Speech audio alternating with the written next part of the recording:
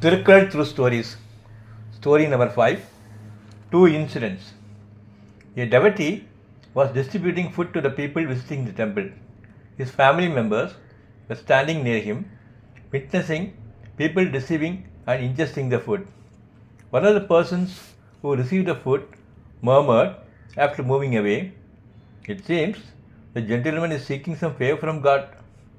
The tone of his voice carried an impression that he was receiving the food to help the benefactor get his wish fulfilled. Another day, I observed that the temple priest was distributing food to the devotees. One of the persons receiving the food asked the priest who the benefactor was.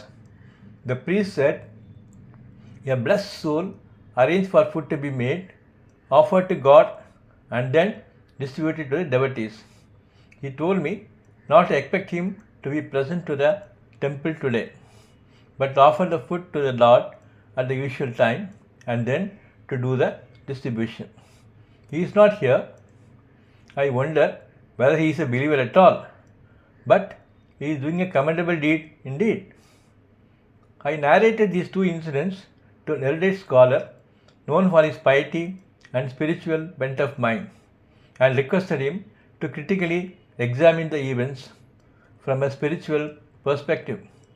He said, "There are people who do virtuous deeds like helping the needy, feeding the poor, offering food to the Lord, and then distributing it to other people, expecting that virtuous deeds would bring in beneficial results to them. This is like lending money to someone and expecting that after some time the money will be returned with interest. But it may also happen that the loan goes bad and the lender loses his money. Those who perform good deeds with the expectation that these deeds would bring in benefits to them may or may not get the benefits they expect. Sometimes the benefits may be trivial or may have only short-term value. It is also possible that benefits will occur only in the next birth. Thus, people who do good expecting some benefit to accrue to them often end up frustrated that good deeds have not given them what they hope to get. He told me that in the first case, one of the persons receiving the food had a patronizing attitude towards the benefactor, as if it was he who was doing a favor by accepting the food offered. This shows that doing good deeds with expectation of benefits may sometimes turn out to be futile. In the second case, the benefactor seems to have acted with no expectations. He was not even keen to let people receiving the food know who the benefactor was. But look at the result. The priest describes him as a blessed soul. A person who does good deed without any expectation gets praise. But one who expects something in return for his good deed is treated with condescension and pity, as if that's all he deserved. If we commit wrongs, we will reap the consequences by way of sufferings even during our current birth.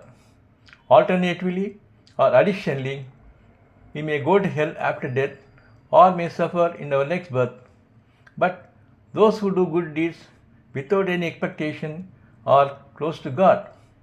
In the Gita, the Lord talks about action with no attachment.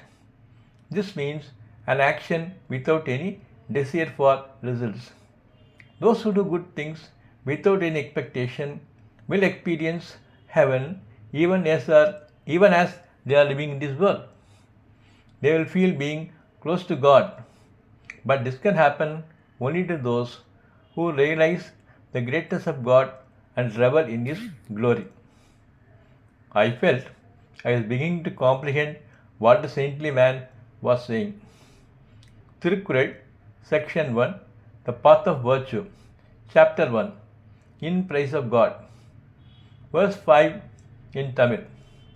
இருள் சேர் இறைவனையும் சேரா இறைவன் பொருள் சேர் புகழ் புரிந்தார் பாட்டு. Meaning, consequences of either type of deeds, good or bad, will not touch the one who dwells in the glory of God. Thank you.